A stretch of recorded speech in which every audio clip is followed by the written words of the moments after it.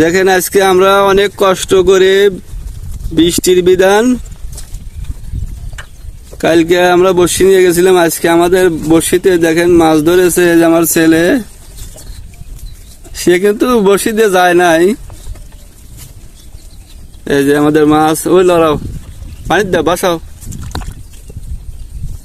টান দাও, ও টান দাও, অন্য করো, হ্যাঁ অন্য করো। হ্যাঁ এই যে আমাদের বোয়াল,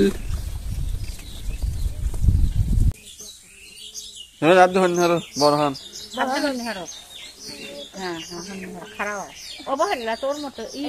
পাতাল হের ধর, এই বেলে ধর।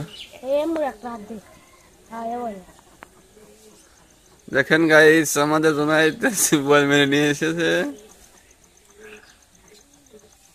নিচে নামা একটু।